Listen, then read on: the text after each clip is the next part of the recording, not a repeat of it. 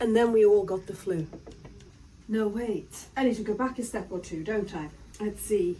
Where did we leave off? She's in hospital and she's in pain. Pretty sure that's where we left off. And that I was convinced it was to do with her hip, the leg that was dislocated. Well, I mean, I am. But there's... Thank you. But there's more to it than that. Her leg swelled up. One of the nurses went, "Hey, that leg looks a bit swollen to me." That finally made somebody sit up and go, maybe we should actually look into it. Sent her off for x-ray, came back to me and Dad and said, "Did you know your daughter broke her leg 3 weeks ago?"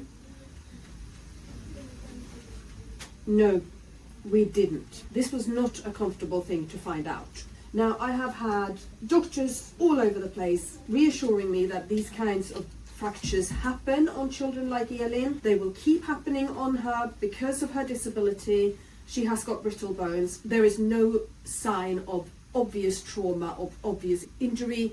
There is plenty of sign that it is healing well, right? Okay, fine. But my child broke her leg and I didn't know. And that is not a good place for a mom to be in at all. But okay, she broke her leg. That finally made them start taking the pain seriously, but then there was a lot of back and forth. Should we splint it? Should we not splint it? It's already healing, there's nothing to do. Oh, well, we're giving her morphine. Oh, well, that's not enough. Oh, but we can't make any other decisions. So, yeah, don't really know what to do. In all of that, there is Elin. And she is getting sicker and sicker because she is still in pain despite the morphine. She is not coping with breathing on her own. She's been lying down for several days now. She's built up a lot of phlegm in her airways, so she's not breathing properly. She's on constant chest physio and support. We can't maneuver her because everything is so painful. Like, there was one point where we needed to change her pad and we needed to change her sheet, and there were 6 of us trying to get this done in order to jolt that leg as little as possible. I'm glad you're finding this hilarious. Hey, baby girl. Well, that fracture made them finally start talking to Stanmore Hospital and Elin's orthopedic surgical team. And then there was a lot of back and forth. It was initially, no, we are going to delay the surgery until the fracture has healed for a minimum of 6 weeks. And then 2 days after that, it was, Elin's surgeon has looked at the plates and feels that she can go in and stabilize the fracture while she's also doing the surgery. So we want you down here in 3 days' time. We're going to go ahead with the surgery as planned, but we want you down here earlier. We just need everybody to agree. So we were meant to go on Friday morning by ambulance transport. 5 p.m. on Thursday, we got the, yes, it's okay, it's all clear, they have a bed for you, you're going. 5 p.m. 8:30 p.m. on Thursday, they pulled the plug on the whole thing. Because the respiratory picture was looking so dodgy, she wasn't breathing on her own, she needed oxygen, it was decided that it was too dangerous to sedate her if it wasn't an emergency surgery, and obviously it isn't an emergency surgery. I got the final phone call saying, no, it's off. As I stood paying for the few bits and pieces I was buying as emergency supplies in order to go down to the orthopedic hospital and stay there with Elin for weeks. No, it wouldn't have been enough, but it doesn't matter because my partner lives not too far away from there, so you know, he would have looked after me, but like I needed somebody to tie me over for like 2 days. And I was standing there paying for it and I got the final message and I was like, oh God. And then I woke up the next morning with the flu. I was so sick. And I was also like, okay, cool, this is not good. I need to isolate myself from Elin. So I came in, mask on and everything, and I just stayed with her for as long as it took Dad to go home and pack what he needed for a longer stay. And then he came back and he sent me home. And then I was mum to Alice whilst being super sick. But the whole idea was I was going to protect her. I was too late. I had already passed it on to both her and Dad before I isolated myself, so before I had symptoms. And now Elin's been tested and it is influenza A. So it is the flu. The most common one, the one that your annual flu vaccine is for because it mutates slightly every year. Not a mild cold, not something simple and easy, full on proper flu. And I was full on proper sick. I was too sick to manage anything. And so that partner that I mentioned just a minute ago, he came and looked after me over the weekend because I had to recognize that I can't do this. I'm not safe to drive, I am not safe to mom, I'm not safe to cook, and I abdicated all of that responsibility. And he came and he picked up Alice from the sleepover she was at, and he cooked dinner for us, and he helped me pick up medicines from Boots, the pharmacy, and yeah. I sort of vaguely remember going to bed, and apparently he and Alice sat up and played games and watched TV and had a great time. So cool, worked out. Right, last medicine. Are we ready? Are we steady? And then after this, you're gonna have some milk. Yeah, we're gonna get some blood sugar and calories into you. Where did I put my flush? There it is. You're not comfortable right now, are you, sweetheart? I know, I hear you. I hear you. I hear you. Oh, baby. Right, so that's her medicines, plus 60 in flush. This needs to go here. So I have my ever important piece of paper here where I write down everything that I do with her, everything that happens. I am... Hi, I'm doing great. I'm doing great. We both are. No, we're not. Yesterday was the worst day. Absolutely the worst day. That was not fun in any shape or form. Basically, as you know, I'm the one who got the flu first. I then passed it on to Elin and her dad. I had 5 days sick at home, but I had Alice in that time. Dad was in here with Elin. He got sick, she got sick. And then, you know, once I felt vaguely okay, I came back here. I know. Are you telling your side of the story? Mummy abandoned me, people. She did not love me. And then Daddy abandoned me because he does not love... You can hear her, can't you? Elin, the truth is that we both love you very much, but this was kind of a perfect storm. Yeah, that is the truth. Yes, and then I started filming this vlog 2 days ago. So the last clip you saw was 2 days ago, and then yesterday I got so much worse. And I mean so much worse. How can I put this politely? For purposes of infection control, there's a toilet exclusive for my use at the moment, so that we don't spread whatever this is to anybody else. And then on top of that, I got a migraine. Now, I've not had a migraine for years. You don't really have that luxury with Elin, but anybody who suffers from migraines knows that a migraine is not a headache. It's something completely different, and I could not move. My head was hurting so bad. I did not throw up, but it was a close call several times. I called Elin's dad, and he's like, well, I'm still sick. I still have all of these symptoms too. And I was like, okay, yeah, and you have Alice. And Alice is very much not sick. Basically, you have a parent who is on his knees, and then a 9-year-old who's like, yes, life is amazing. Let's go and do things. And I'm like, I can't do Alice. I cannot do Alice.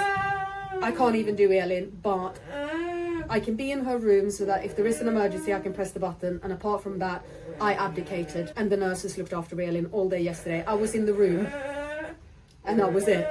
So I would sleep, and then I would wake up and take some painkillers, and then I would sleep, and I would wake up and take some different painkillers, and then I would sleep. And then I woke up at 4:30 this morning, and I felt okay. Finally. So what I'm doing right now is I'm cleaning up a little bit, because this table I don't think has been wiped in a while, and it's just been covered in Elin stuff. So let's give that a good clean. Right, so the antibacterial wipes I'm going to put here. And then I have one tray here with the syringes I am currently using for Elin. So I have one for water, and then I have marked ones for her medicines. What I do is I reuse the syringes, but I mark them which medicine has been used for what. No. I mark them to show which syringe has been used for which medicine. That's what I'm trying to say. Then we have another tray here with just random. We have her toothbrush. We have creams for her lips, different kinds. We have... There they are. We have temper dots for taking her temperature. And then we have something called Cavilon, because young miss here... I can hear you. I can hear you. Her bottom is incredibly sore now. I mean, she's been lying down for, God, how many days is it now? What day is it today? Today's Monday. It was 3 weeks ago Dad brought her into hospital today. And she's been lying down that whole time. As you know, Elin's in pads and she has had a really bad stomach as well. Her bottom's not happy. So we've been trying a number of different things. We've been trying medicated honey. We've been trying just normal barrier cream, and now we're on the Cavilon spray. So basically we spray this on and it creates almost like a plastic sheet over her skin to protect it. And hopefully,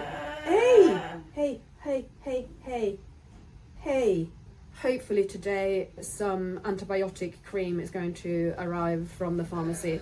Okay, and now we are going to start her on some feeds. It is half Diarrhelite, half Fortini, so she's not going to get her full calorie requirement, but she's going to get her full fluid requirement, and she's going to start having some blood sugar and something for her stomach to work with. And that now is running at, remember to undo the clip, it's running at her full fluid maintenance over 24 hours. So if she gets 70 milliliters per hour for 24 hours, she meets her full fluid maintenance. Obviously she's getting more because she's getting flushes with all the medicines I'm giving her, and then she's getting intravenous flushes with her intravenous medicines as well. She has had morphine and she's still not happy. And she's starting to feel very warm again. So I'm checking her temperature. It really isn't easy getting her comfortable. Can you see that this leg is in a plaster cast? Okay, no fever at the moment, that's good. You're just feeling warm, but you aren't actually warm. Right, I think because she's so unsettled, I'm gonna get some music back for her and I will come back to you soon, alright? You know, I need to stop saying that I feel better, because I feel better for like an hour and then I need to lie down for 3. So it is now several days since the second clip I filmed, so I think this whole vlog is being filmed like over a week just to get everything in, because I can do a bit and then I'm absolutely flat out exhausted. And then I can do a bit more and then I'm absolutely flat out exhausted again. And Elin's not overly happy with me right now. I'm gonna see, can I get that leg in a better position? Where's my rolled up blanket? I've got a blanket here. Right, let's get that leg in a better position. There you go, sweetheart. And then just try and remember all the things that I meant to get into this vlog but I've forgotten to talk about. So one of them is C. diff. C. difficile is a bacterial stomach infection. It is very often caused by being on antibiotics and having your whole gut flora upset, and that is what has happened to Elin.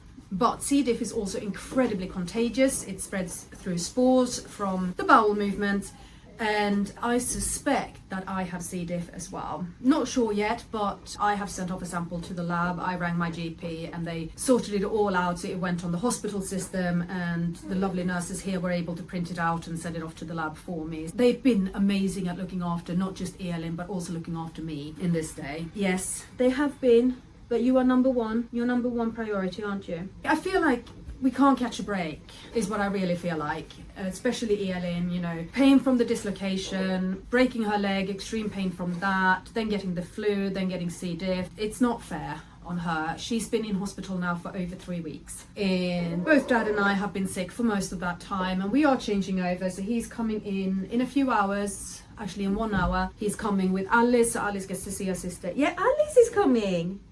You're gonna get sissy cuddles. You were very happy when you spoke to her on the phone last night.